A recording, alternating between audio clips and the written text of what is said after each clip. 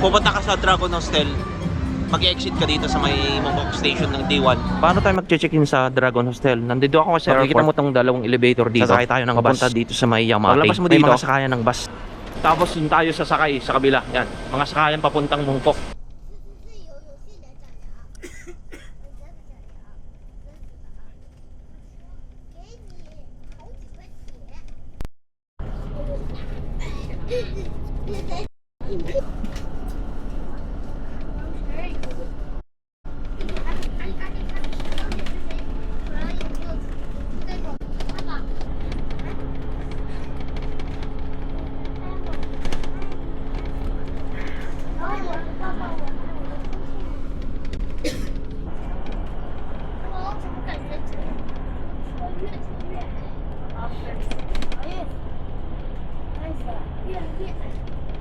隨上隨下多條路線，輕鬆規劃專屬行程，深度暢遊香港獨有嘅城市魅力同人氣打卡點。立即選購城巴全港遊，即可不限次數地乘搭城巴嘅350幾條路線，連接機場、港珠澳。Or website for more details. Have a delightful trip with Citybus. 來香港就要體驗。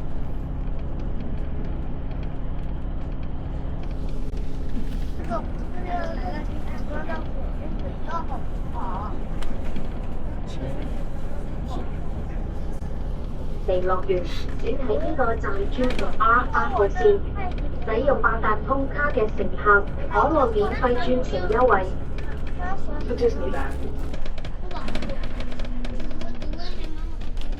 Na na?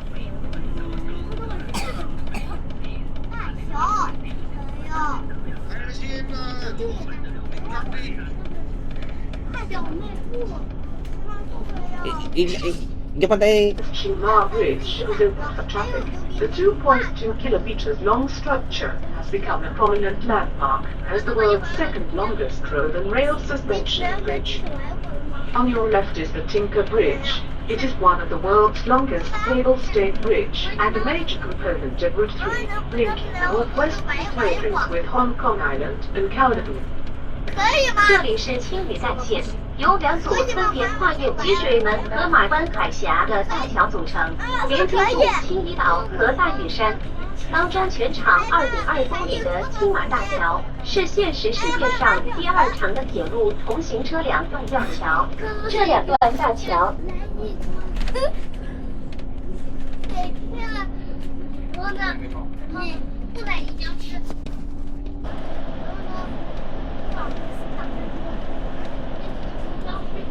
巴士然後再移開座位，並等你起落車時為駕駛機碰死。木索小心看稳您的台，等待巴士停定後才離開座位，並謹記於下車時攜帶您的行李。還有是。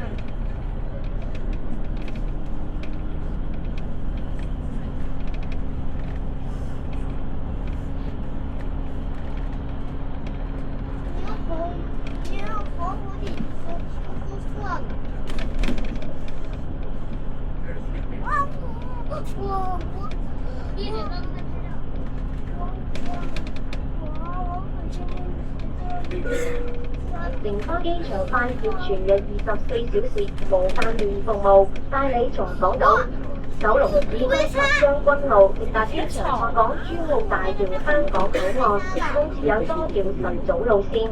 NA21號線通宵服務，每30分鐘一班，帶你往返機場及往角。有關各條路線服務詳情，請參閱城巴 App 或網頁。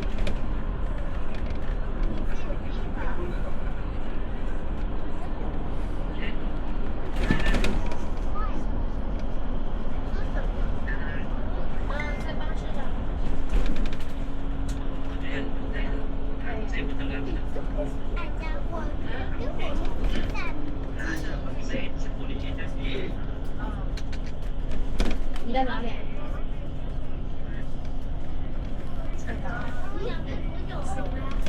那我上酒店的时候。妈妈，还有多久到酒店？别问了，一会儿就到了。那还有一会儿就到。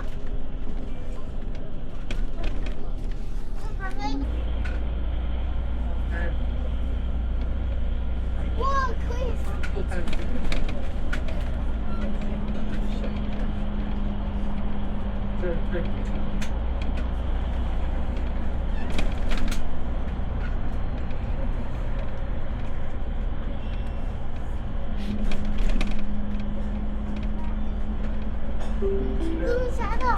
巴士即將進入市區，請留意車站及酒店名稱廣播，並列有小心看管並的財物。如要落車，請喺到站前按鐘一次，等待巴士的時候再離開座位，並緊記起落車時攜帶你的行李。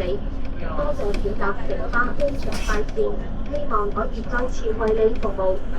You will soon be arriving in the city. Please pay attention to the bus stop and hotel arrangements and make sure your personal belongings are secure. If you wish to alight, please ring the bell once before the stop. Do not leave your seat until the coach has stopped and take all your luggage when alighting. Thank you for choosing City Fly. We hope to be serving you again. Ganito yung makikita mo pagpasok mo sa Dragon Hostel. Makikita mo si ate na Pilipina na caretaker dito. Bibigay mo yung passport din dito upon check-in. Pagka pupunta ka sa Dragon Hostel, mag-exit ka dito sa may Mongkok Station ng D1. Dito, may sayangon dito. Yan. Pupunta ka dito sa may Dragon Hostel. Dito ka dadaan, yan, makikita. Diretso ka lang, diretso ka lang dito. Tatawid ka dito. Tatawid ka. 'Di ba nag-exit ka sa dito, 'yon. Exit dito 'yon. Tatawid ka dito. Diretso ka lang. Didiretso ka lang dito. Didiretso ka lang. Yan. Makikita mo tong number ngayon. Makikita mo yung number dito. Yan o. Yan o. Yan. Avril number 83. Hanggang doon sa 7-Eleven. Makikita mo yung 7-Eleven doon. Doon na. Malapit ka na doon sa Dragon Hostel. Pag dumiretso ka dyan, yan. Makikita mo ito ngayon yung signage dito. May 7-Eleven dito. Liliko ka dito. Yan, liliko ka. Diretso ka lang. Makikita mo ngayon yung taxi stand. Yan, di ba? Dito ka ngayon papasok. Dito. Ayan, makikita mo si pagka liliko mo dito, maraming nagkano dito. Yan, 7th floor yun. 7th floor. Yan. Papasok ka dito. 7th floor yun sa Dragon Hostel. 7th floor yun. Yan, dito. Pinili mo lang yung 7. Paglabas nandito si Dragon Hostel yan. Yung information nila, ito yung telephone number 2395 dragonhostel.com. Ito yung kapapasok yung office nila dyan dito sa 707. Ito yung main office nila, yung 707. Diyan ka magpapasa ng passport mo. Then bibigyan ka nila ng kwarto. Pagkatapos ay pag binigyan ka ng susi, punta ka na sa kwarto mo. I-guide ka naman ni ate. Nagpa-part-time si ate dito. Nakita ko si ate, siyang naging kausap ko. Then dito, bubuksan ko ngayon yung kwarto ko. Ito yung labas ng hotel. Bali 7th floor po yan, pero may mga iba ring hotel sa baba. Then pagkatapos guys ay makikita mo ngayon yung isang susi ko dito. Dalawang susi dito. May isang sarili kang susi sa labas. Yan, 715 yung room ko. Then pagkatapos ay papasok na ako dito sa aking kwarto. Nandito yung susi ko. Number 12 yung room ko. Then pagkatapos dyan guys ay papasok ka dito. May makikita kang dito, yung kettle. Pwede kang magkape.